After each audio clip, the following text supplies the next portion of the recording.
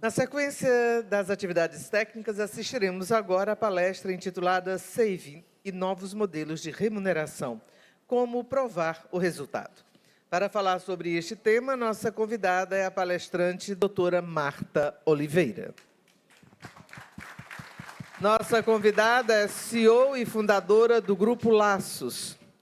Possui uma vasta experiência profissional, tendo atuado como presidente substituta da ANS e diretora de desenvolvimento setorial na mesma instituição. Além disso, foi diretora executiva da ANAP, Associação Nacional de Hospitais Privados, e diretora de inovação e negócios estratégicos na QualiRate.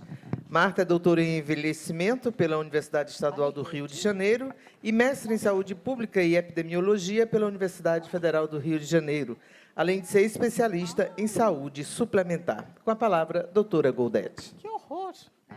Tá. Gente, eu amo o que a Marta vai falar, que ela vai falar de saving e novos modelos de remuneração. Não novos, eu odeio essa palavra novos, sabia? Novos modelos. Não tem nada de novo, nós estamos começando a implementar o que a gente já devia ter feito. Velho pra caramba, né, Martinha? Eu acho que lá atrás, quando... Você lembra de um projeto que chamava Parto Adequado? Não sei quem fez. Vagamente. Lá da agência. Conhece a agência? Conheço. Você Também lembra? vagamente. Vagamente. E lembra quem começou aquilo lá? Então, quando começou o Parto Adequado, foi uma das obras de Marta Oliveira, ninguém acreditava que aquilo ia dar certo. Imagina, de reduzir cesárea. Imagina, o que é isso? Imagina. Hã? Eu não estava no lançamento, mas acompanhei desde até como obstetra. Eu cheguei a ouvir muita gente falando, isso nunca vai mudar, isso nunca vai mudar. Demorou, mudou e está mudando.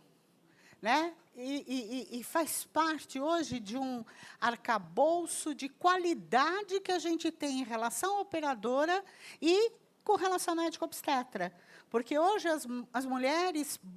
não vou falar de doula louca tendo parto em casa, mas estou falando assim, de você ver uma obstetrícia com responsabilidade, respeitando a fisiologia feminina. Não é o desejo da mulher, é a fisiologia feminina. Porque uma coisa que eu aprendi na minha vida de obstetra é o seguinte, você terá o parto possível, que não dê problemas para você nem para o neném. Você não pode nem forçar um parto normal que depois possa te dar um problema e nem fazer uma cesárea intempestiva que depois leve a criança a uma UTI neonatal.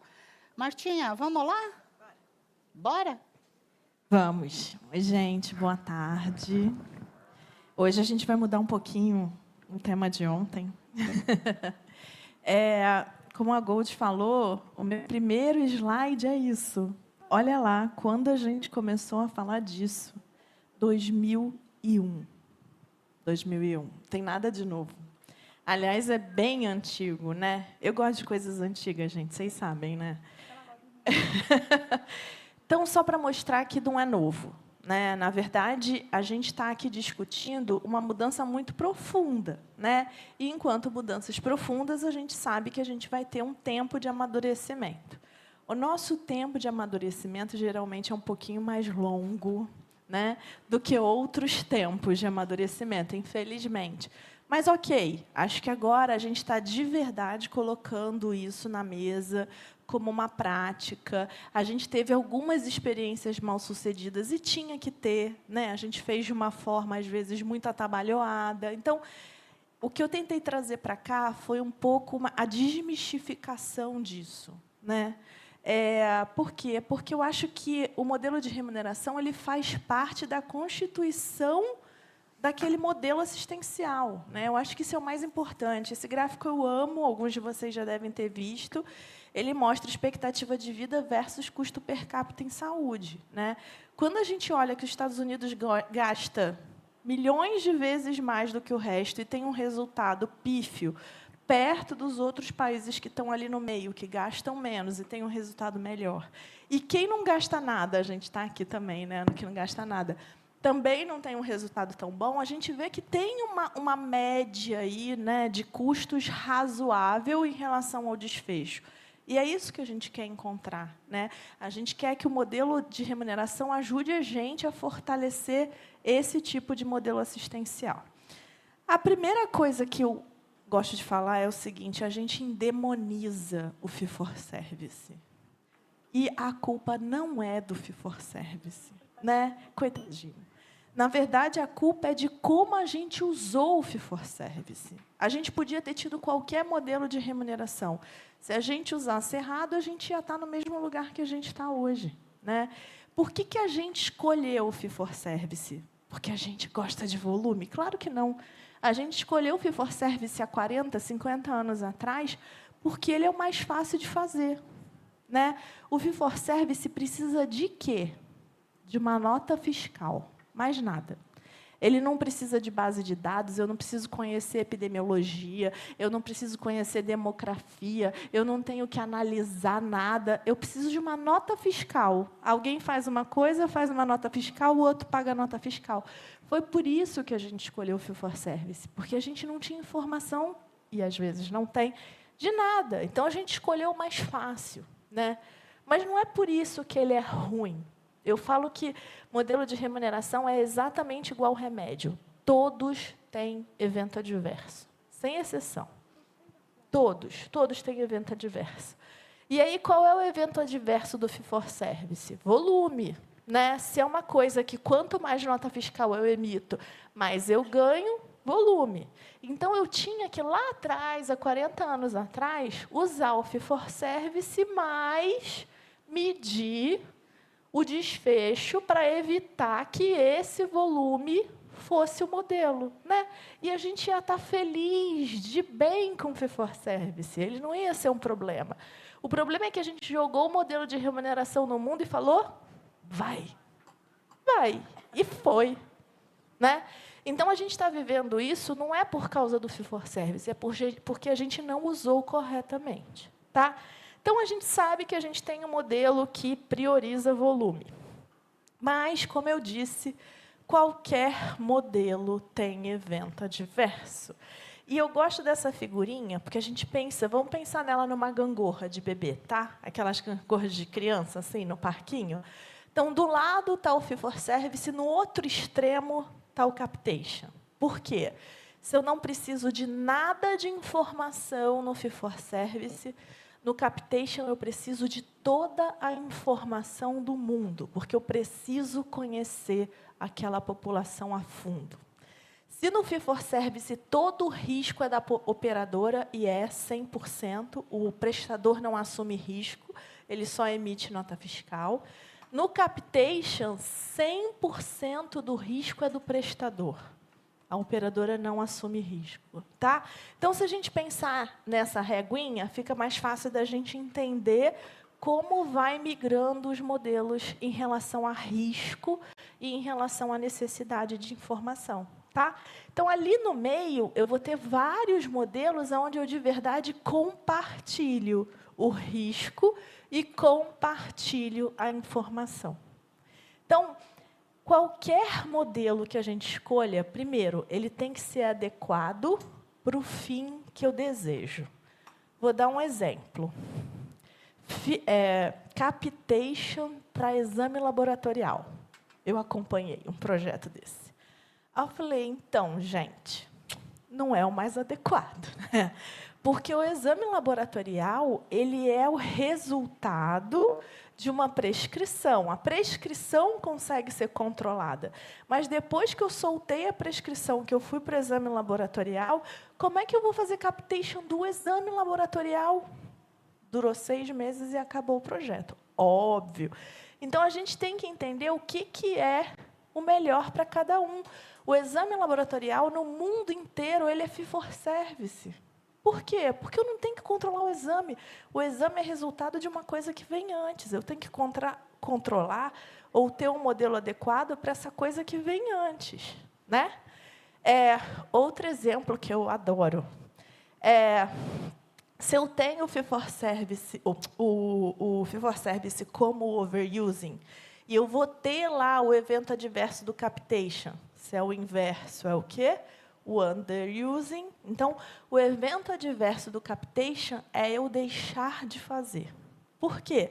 Eu ganho um saquinho de dinheiro, eu prestador de serviço, e eu estou assumindo o risco inteiro daquela pessoa. Então, quem vai decidir fazer ou não as coisas sou eu, prestador. Se eu vou ficar com o que sobra, qual é a minha tendência? Não fazer. Né? Então, eu já sei que o efeito colateral do capitation é o underusing. Como que as operadoras hoje contratam APS, Atenção Primária à Saúde? No capitation. Né? Como que elas botam os indicadores no contrato? Redução de consulta, redução de exame. Socorro, o indicador é para o fee for service. Então, a gente contrata no modelo que eu sei que o risco é o underusing, só que eu continuo controlando como se eu estivesse pagando no fee for service.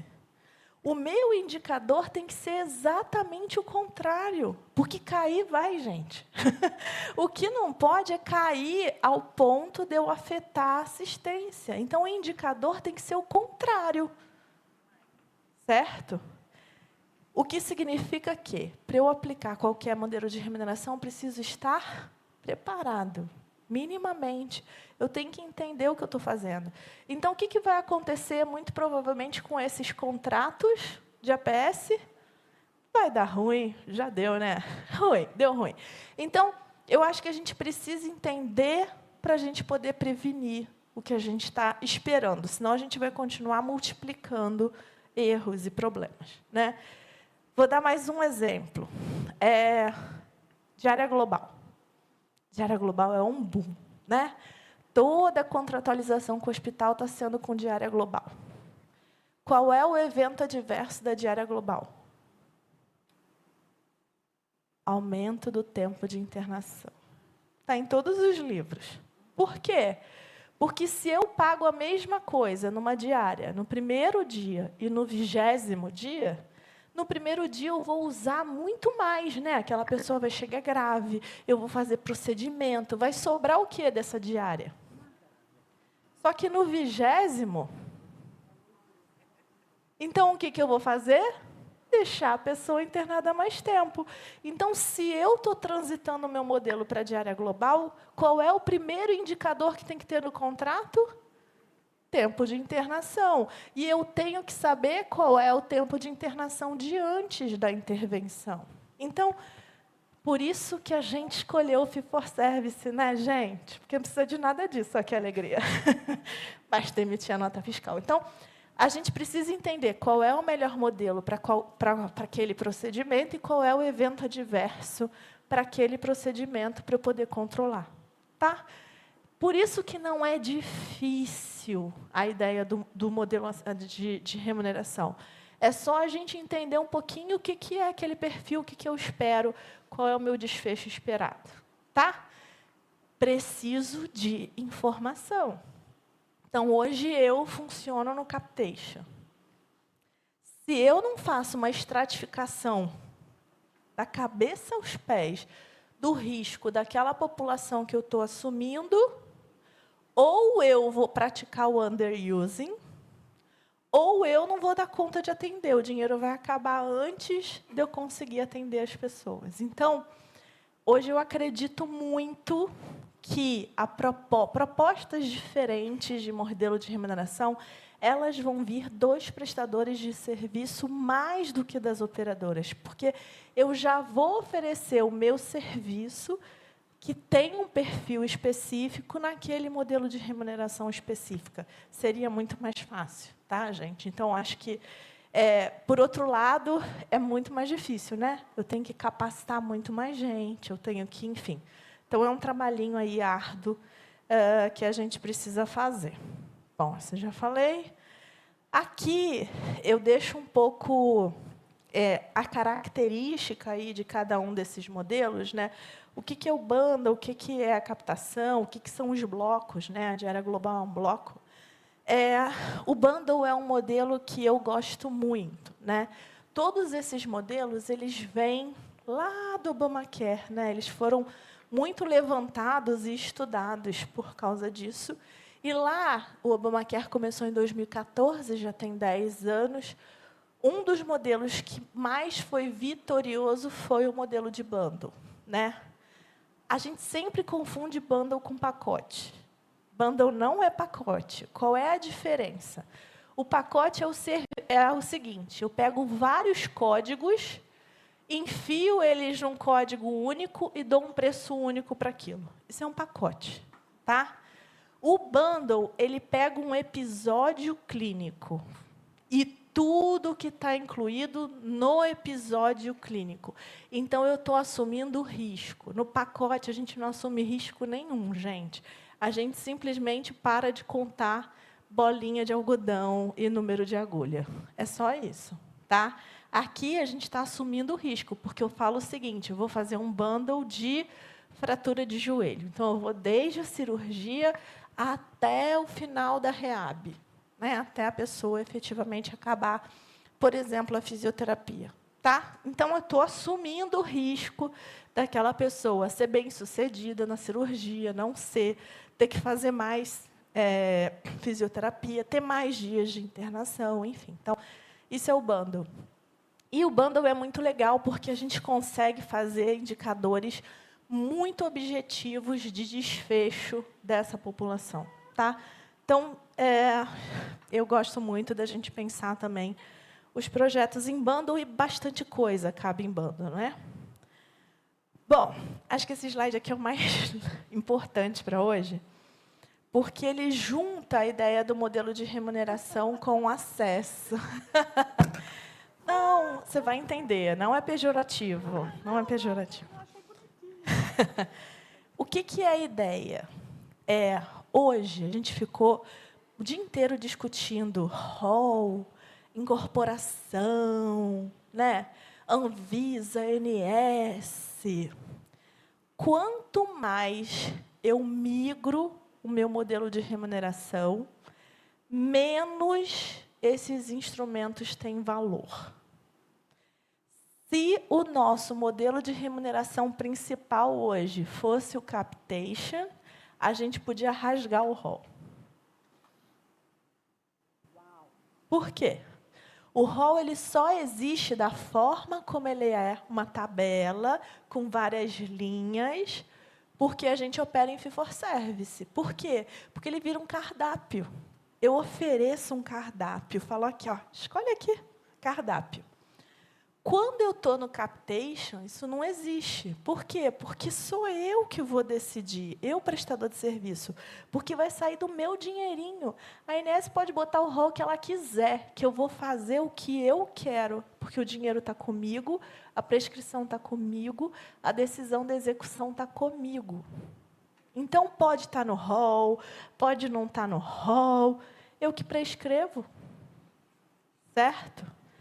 Quanto mais eu migro o modelo de remuneração, menos tudo isso que a gente falou aqui faz sentido.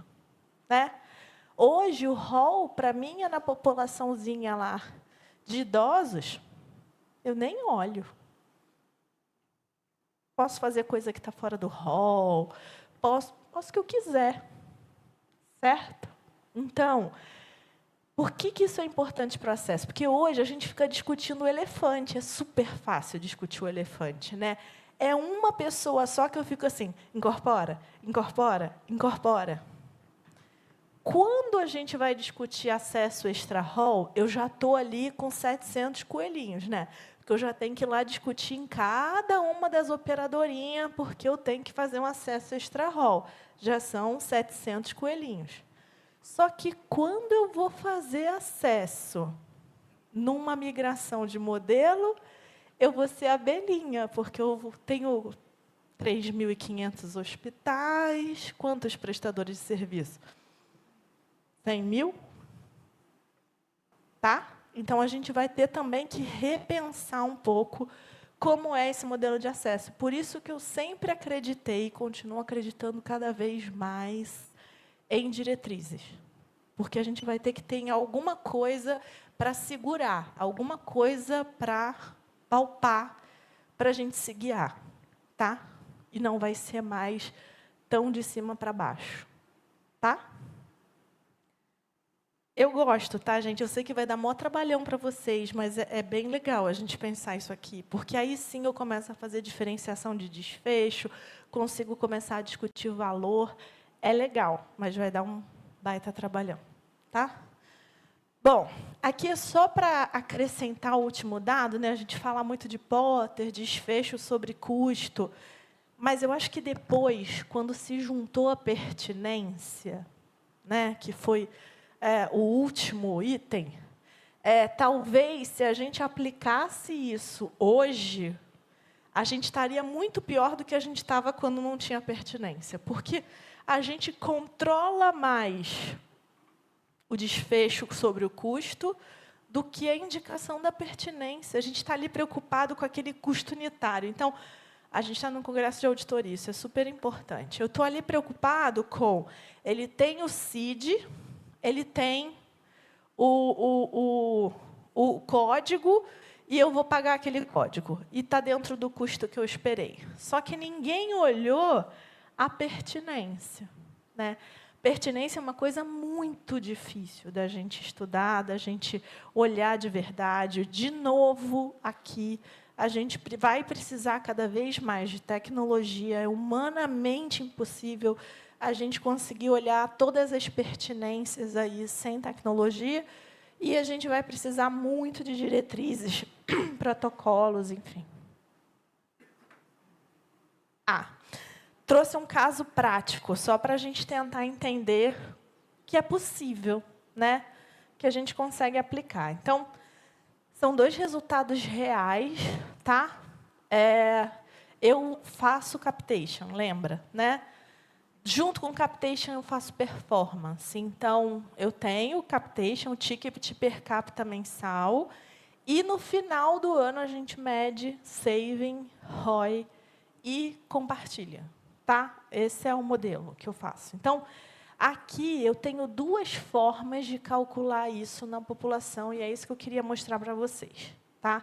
Eu faço as 2 formas. Então, numa população onde eu tenha muita gente comigo, ou eu peguei todos os idosos da carteira, ou o número de idosos daquela operadora era pequena, eu não vou conseguir fazer o segundo tipo, eu vou ter que fazer esse, que é controlar aquele grupo por ele mesmo, né?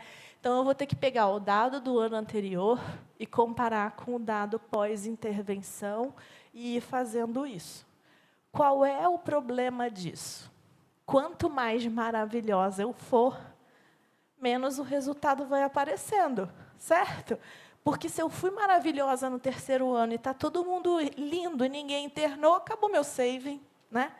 Então, quando a gente faz isso, a gente precisa, no contrato, estabelecer qual é a população que eu vou usar como controle, né? No caso, a gente usa a ANS. Então, a ANS tem lá as curvas, né, de aumento de custo por faixa etária, e a gente usa essa curva. Tá? Não é o ideal, mas é o comparador que eu tenho.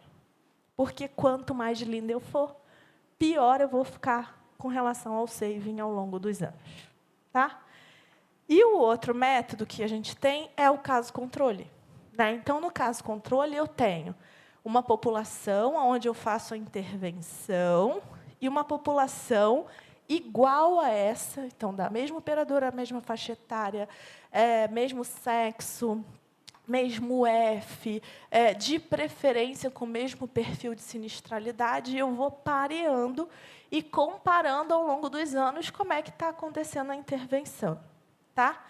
Nesse caso, que a gente consegue fazer a maior parte do estudo, é muito melhor, porque eu nunca vou parar de mostrar resultado. Porque essa minha população, a minha, vai continuar melhorando, se Deus quiser. A sem intervenção vai continuar piorando, isso com certeza, porque, no mínimo, ela está envelhecendo. Então, mesmo que ela não tenha agravo nenhum, no mínimo, ela está envelhecendo, e eu vou continuar comparando essas populações ao longo do tempo. tá? E aí a gente, quando soma, né, o sinistro que eu economizei com o sinistro a mais que aconteceu, a gente consegue chegar aí numa economia de sinistro de quase 40%, tá? E a gente vai acompanhando isso ao longo dos anos. Isso daqui... Eu sempre esqueço, gente. Aí ela fala, por que você não bota a publicação? Uma coisa que a gente super acredita é, o que eu não publico não existe. Eu não dou mais conta naquela coisa de, eu tenho, tá bom, então me mostra, né? Então, eu acho que a gente precisa publicar, né? Hoje tem várias revistas disponíveis, né? A gente tem a JBS, que acho que a Gold é de lá também, não é? Sou também. Tem a de Economia da Saúde do Denizar, tem a do IES, que é essa aqui. A gente tem um monte de revista aí que está muito próxima da gente com relação à leitura. Eu acho que isso é o mais importante, né? As pessoas têm que ter acesso, elas têm que estar lendo. Então, publiquem, gente, publiquem. Quanto mais a gente publicar, mais a gente vai andar rápido aí nessas experiências, tá? Aqui são as publicações que a gente fez e eu deixei um QR Code a pedido da Gold. Se vocês quiserem, dá para baixar por esse QR Code esse livro. Ele fala um pouquinho, não exatamente de modelo de remuneração, mas dessa lógica de mudança de modelo assistencial e de governança, que é super importante para a gente acoplar aí um modelo diferente. A gente traduziu esse livro. Ele é da metodologia que eu uso e ele é muito legal, se vocês quiserem dar uma folheada. Acabei com 2 minutos sobrando.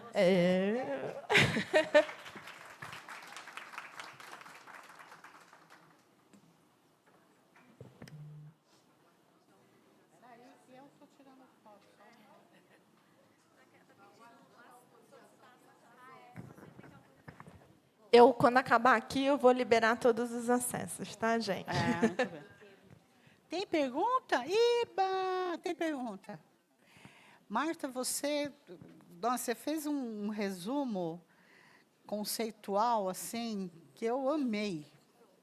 Muito, muito. Principalmente quando você coloca você se coloca no lugar do capitation, do fee for service, e você fez uma coisa que eu faço já há algum tempo, e que a gente não vê fazer, que é não execrar totalmente o fee for service.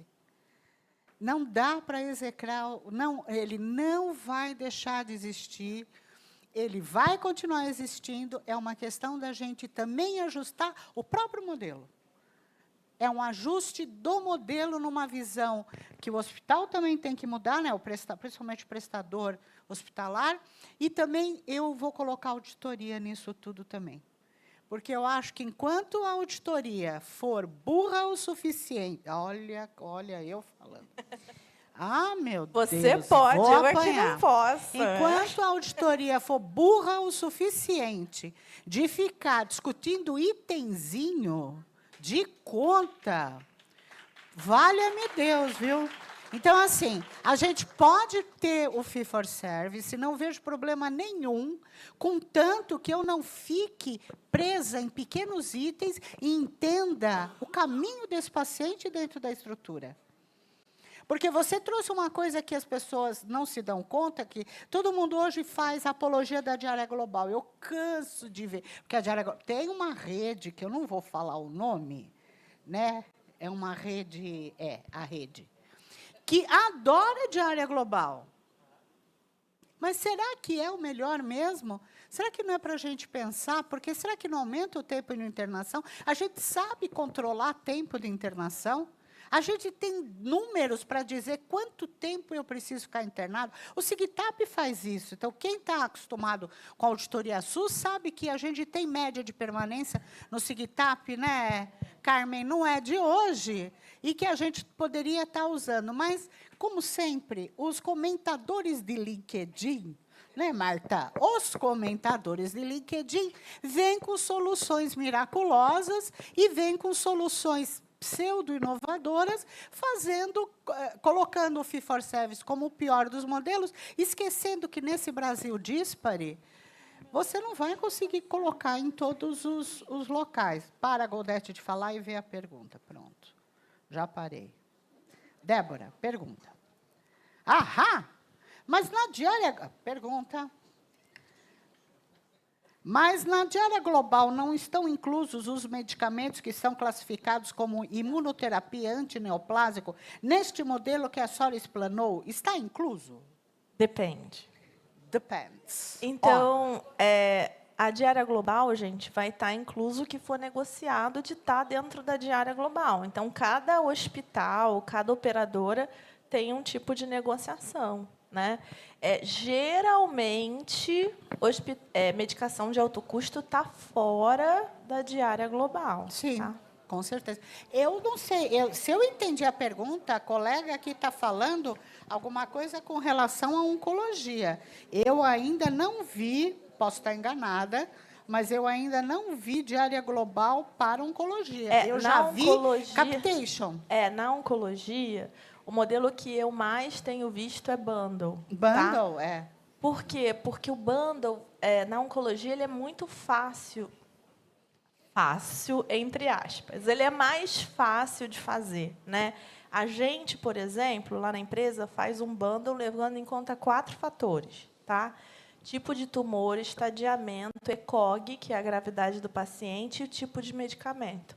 Se você tem essas 4 variáveis, você tem como fazer o bundle de uma forma muito simples. Mais simples, porque é bem protocolar, tá? Então, você vai depender do tipo de patologia, do tipo de tratamento, enfim, para conseguir fazer o bundle. Aí, sim, na oncologia, a medicação geralmente está dentro do bundle. Mas no bundle, não no capitation. Não no capitation. Eu já vi, não no capitation, não na diária global. Porque diária global em oncologia, se alguém conhecer que fale, eu não conheço. Eu conheço diária global para patologia clínica, e conheço muito bundle para procedimento cirúrgico com pouca variabilidade, né? E muito importantes também. O bundle ele existe em procedimentos de pouca variabilidade. Porque quando você tem muita variabilidade, é difícil Por isso que você tem calcular. Que agrupar, né? Formar os clusters certos para poder fazer o bundle. Helena. A primeira vez que eu negociei uma diária global, eu me assustei porque o paciente ficou mais tempo internado. E, quando a gente foi ver, era que medicamento estava sendo usado, que material estava sendo usado, que soro era o que ele estava sendo usado. Então, era tudo similar, era genérico, e o paciente vai ficando, principalmente criança. A gente teve uma crise muito grande aqui de hospitais infantis, então, a gente teve que abrir alguns hospitais e negociar a diária global. Então, quando você faz uma diária global, você tem que dar 3 tipos de medicamento, 3 tipos de fabricantes de materiais, principalmente de scalp, de abocate e de soro. Diária global, Helena, que é importante que todos ouçam, não tira auditoria do local. Então, fica todo mundo preocupado, não vou fazer diária global, vou perder meu emprego, não vou fazer mais auditoria. Vai! Só que, justamente, você tem um perfil de qualidade com relação à auditoria e não um perfil fiscalizatório. O que está acontecendo? Por que o paciente está ficando mais? Então, quando a gente foi ver nesse hospital, tudo era segunda linha, tudo era medicamentos similar, e o paciente não saía. Então, vocês perceberam, povo da auditoria? Né? Então, a gente tem que começar a ter a visão da qualidade, não só a visão de quantidade. Gold, deixa eu só falar uma coisa. Posso só complementar? Quem Desculpa, tá falando? eu aqui, ó. Fala eu aqui, ó, quem é? Eu não enxergo. Eu sou a Aline, enfermeira auditora, faço parte da ABEA também. Muito nessa linha do que a Helena colocou, o que eu tenho visto no mercado, eu trabalho com segurança do paciente também, então eu sou uma defensora dessa questão de trabalharmos com desfecho, né, de qualidade para o paciente com um custo adequado.